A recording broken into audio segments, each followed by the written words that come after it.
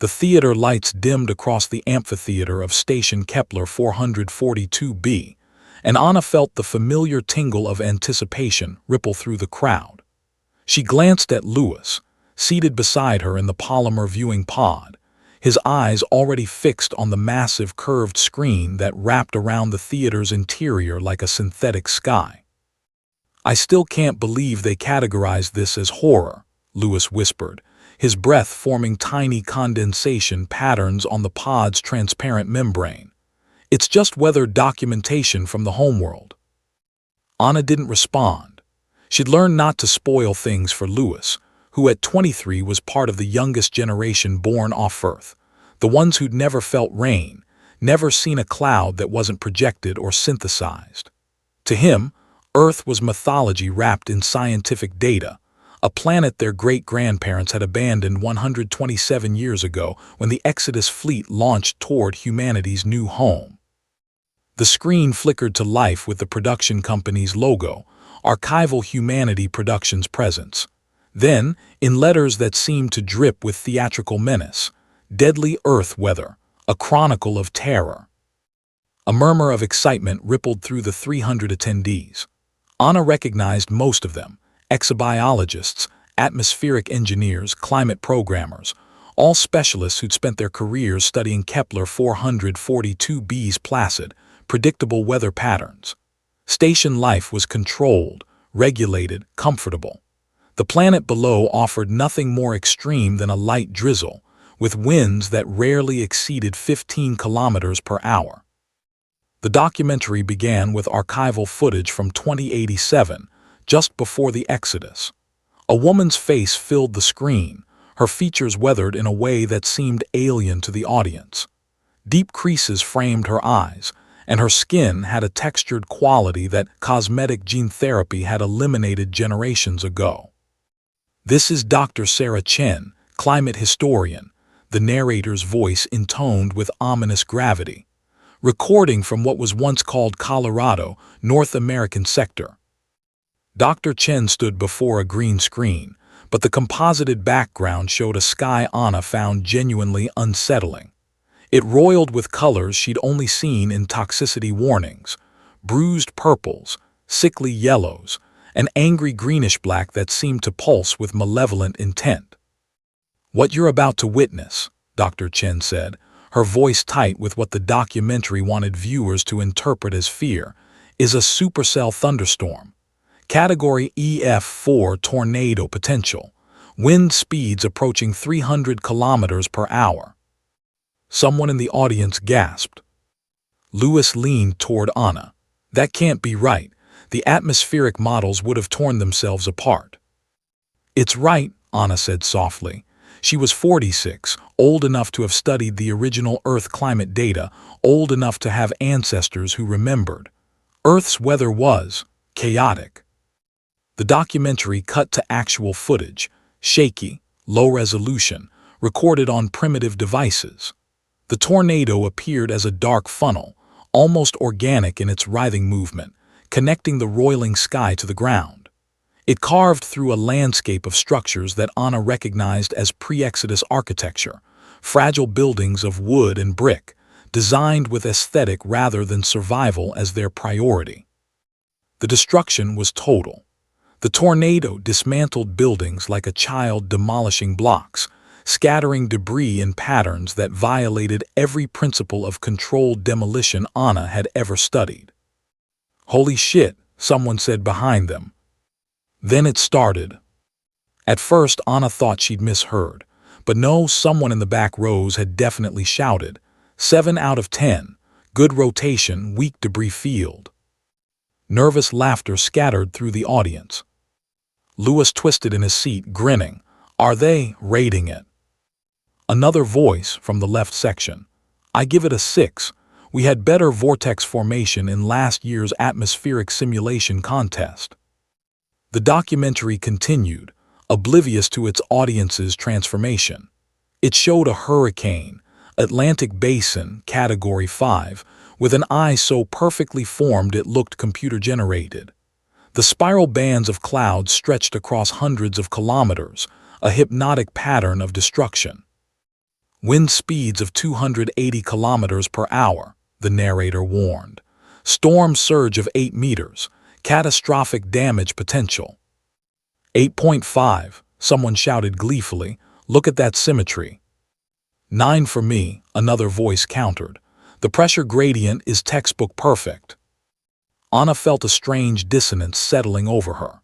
The documentary showed coastal cities being inundated, infrastructure collapsing, evacuation footage of terrified people fleeing with whatever they could carry.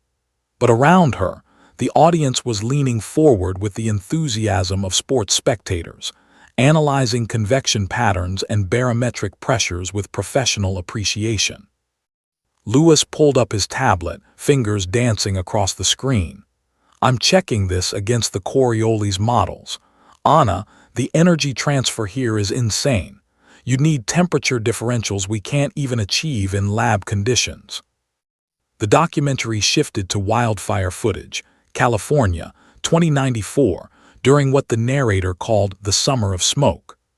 The sky glowed orange, and walls of flame moved across dried hillsides with liquid fluidity. The thermal imaging showed temperatures exceeding 1,000 degrees Celsius at the fire's heart. 10, multiple voices shouted in unison. 10, 10, 10. A woman in the row ahead of Anna stood up, projecting her own analysis onto her tablet for others to see. The fuel load consumption rate is extraordinary, and the fire-generated weather system, look, it's creating its own convection column. Applause broke out.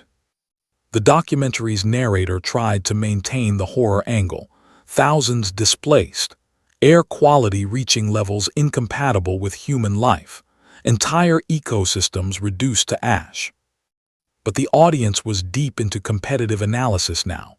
Someone had created a real-time polling system, and ratings flashed across personal devices. The wildfire averaged 9.2 out of 10. Comments scrolled past.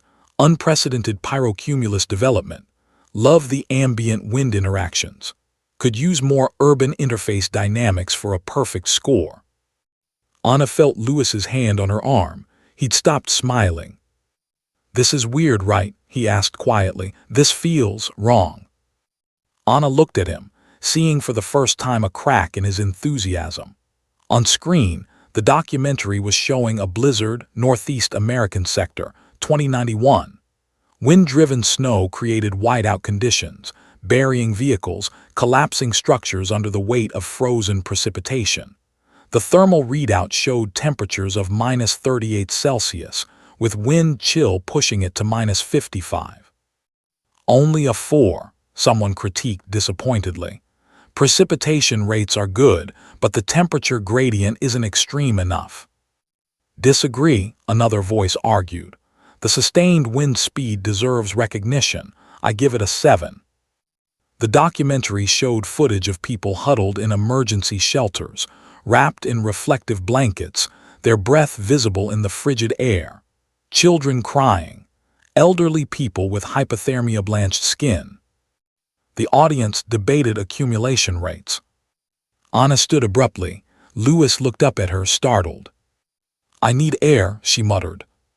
She climbed over Lewis and made her way to the aisle, ignoring the annoyed glances from those she passed. The documentary's audio followed her. Flash flooding in the Mumbai sector, 2088. 3 meters of rainfall in 6 hours. Exceptional precipitation rate, someone cheered. Anna stumbled into the theater's outer corridor, where the recycled air felt suddenly precious and clean. She leaned against the wall's cool surface, closing her eyes. The door hissed open behind her. Lewis. Are you okay? He asked. They're rating disasters, Anna said. They're scoring catastrophes that killed people, that destroyed lives. Lewis was quiet for a moment. We don't think of them as disasters anymore, do we? To us, it's just exotic atmospheric phenomena, data sets we could never reproduce. My great-grandmother died in a hurricane, Anna said suddenly. 2089. She refused to evacuate, said Earth was her home and she'd die there if she had to. I didn't know, Lewis said softly. Category 5. They would have given it a 10 in there. Anna gestured back toward the theater. Perfect storm structure, optimal pressure differential, textbook intensification. Through the door, they could hear the muffled sounds of the documentary continuing. Something about hailstones the size of softballs, about derecho wind events, about heat domes and cold snaps, and every variety of atmospheric violence that Earth's chaotic climate system had produced. And threading through it all, the audience's enthusiastic commentary, their ratings and debates, their professional appreciation for phenomena that had once meant terror and loss. "We've forgotten," Anna said. "We've been safe so long, we've forgotten what it meant to live with uncertainty, to wake up not knowing if the sky would try to kill you that day." Lewis moved to stand beside her, his shoulder touching hers in solidarity. The colony psychologists talk about generational memory loss, how each generation born in safety loses more connection to what Earth actually was. "It's not their fault," Anna said, though she wasn't sure if she meant the audience or the younger generations. "How can you fear what you've never experienced? How can you feel horror at numbers and footage when you've spent your whole life in controlled environments?" The documentary's audio swelled. And finally, the weather event that catalyzed the exodus, the synchronized hurricane trio of 2096, 3 Category 6 storms converging on the Atlantic coast. Even through the door, Anna could hear the audience's awed response.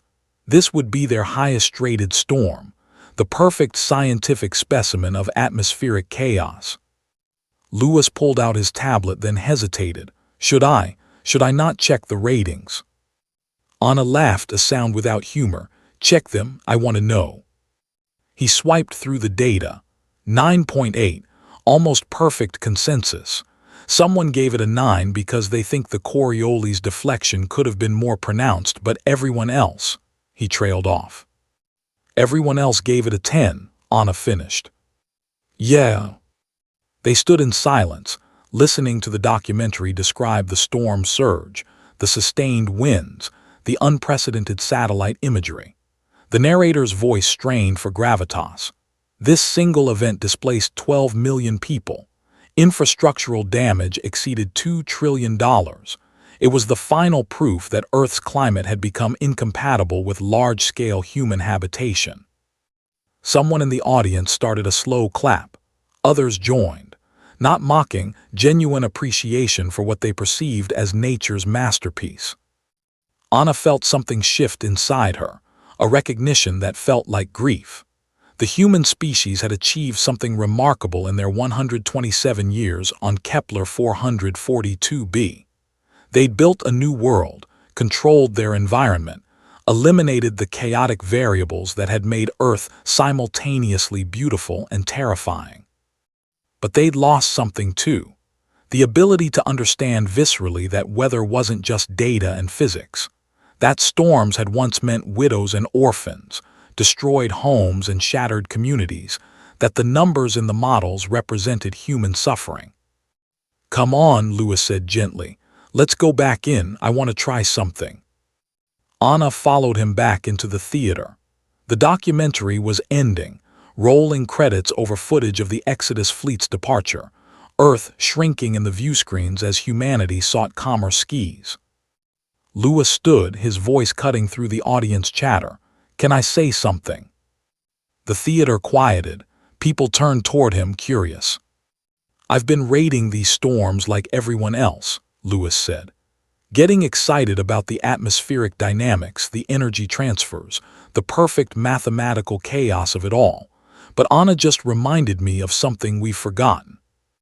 He gestured to the screen, where archival footage still played on loop. Every one of those storms killed people, real people, with families and dreams and futures that ended in wind and water and fire. We're so far removed from that reality that we've turned it into entertainment, into a competition. Uncomfortable silence spread through the theater. "I'm not saying we shouldn't study this," Lewis continued, "or appreciate the physics, but maybe we should remember that our ancestors called these things deadly for a reason. Maybe before we rate them, we should honor them." An older woman in the front row stood slowly. Anna recognized her, Dr. Yuki Tanaka, the station's chief meteorologist, old enough to have been born during the Exodus journey. "My parents died on Earth," Dr. Tanaka said. 2095 in the Texas heat dome. They were part of the volunteer corps who stayed behind to maintain the final evacuation infrastructure. The temperature reached 52 Celsius. Their bodies were found in a cooling shelter that had lost power. The silence deepened, became absolute. "I rated that heat dome an 8, Dr. Tanaka continued, her voice steady. "For sustained temperature anomaly and geographic spread. I forgot that my parents were in that number, that they were part of the data set." One by one, others stood. An engineer whose grandfather had been lost in a blizzard. A biologist whose gray tant had disappeared in a flash flood. A programmer whose family line had ended in wildfire smoke. The stories spilled out, genetic memories surfacing from the crowd, connecting the sterile numbers to messy, painful human reality. Anna watched tears streak down faces, saw people clutching each other, witnessed the horror film finally achieving its intended effect, not through theatrical presentation, but through collective remembering. Louis sat back down beside her, his own eyes wet. "I never knew," he whispered. "I never understood." "None of us did," Anna said. "Not really, not until we connected the data to the dead." The theater's lights came up slowly, but no one moved to leave. They sat together in their viewing pods, a community bound by loss they'd almost forgotten, by weather events that had become mythology, by an Earth that had tried to kill them and had succeeded often enough to drive humanity to the stars. Outside, through the theater's observation ports, Kepler 442b's gentle clouds drifted across a sky that would never threaten, never rage, never remind them that nature could be anything other than tame. And in that safety, Anna realized, they'd lost the context for understanding what Earth had been. Not just beautiful or terrible, but both, simultaneously, chaos and wonder wrapped together in atmospheric violence that made life itself feel precious and precarious. The documentary ended, the screen went dark. But the conversation had only just begun.